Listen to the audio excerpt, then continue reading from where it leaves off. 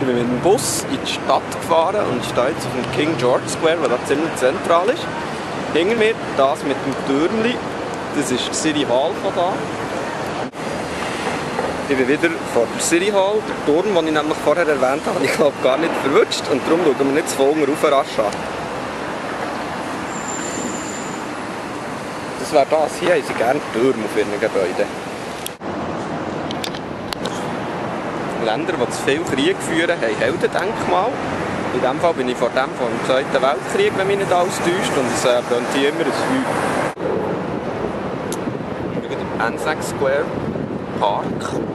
Ich habe gerade einen wunderbaren Burger gegessen und genieße hier, dass es doch schönes Wetter ist. Und mit diesem wunderschönen Park auf der grünen Wiese rumkommen.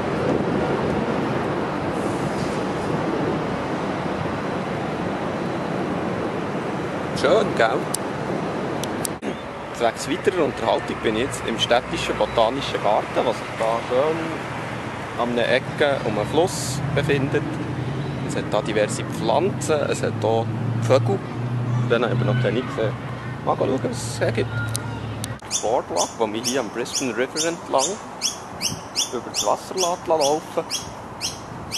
Im Prinzip ist es einer, der da ist, um Mangrovensümpfe anzuschauen, die hier hinten am Boden sind. Das ist hier noch ganz chill und nett. Ich hocke gerade auf der Goodwill Bridge. Das ist so eine Fußgängerbrücke, die über den Brisbane River geht. Brisbane River ist der. Mit Fluss und Schiff und alles.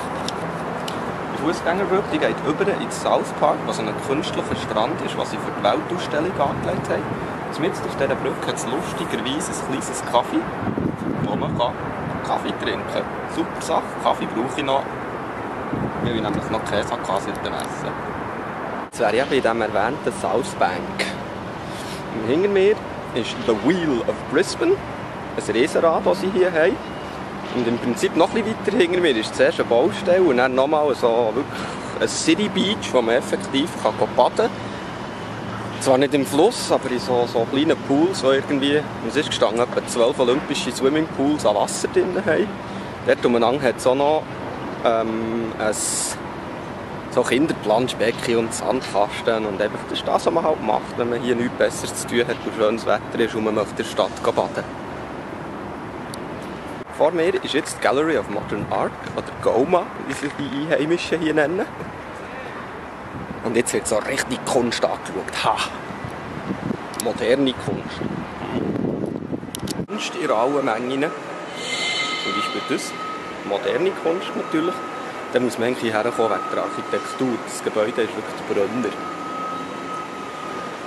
Dort hinten haben wir vorher auch das ganz hinten. Vielleicht sieht man es, das ist eine Rutschbahn, die hier echt mitten im Gebäude ist. Voll geil.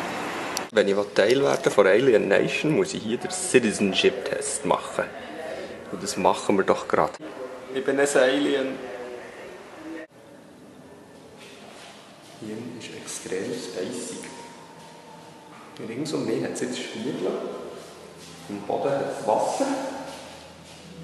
Und es ist extrem spacig. Man könnte meinen, es geht weiter und geht weiter und geht weiter und geht weiter. Cool.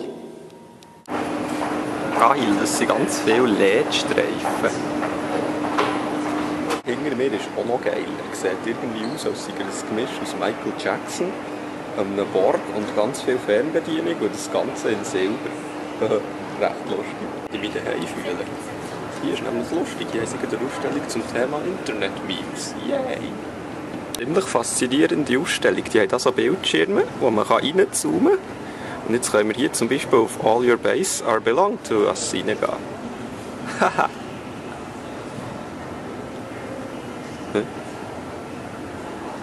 Nein, ich will Play. Das ist ja wie YouTube.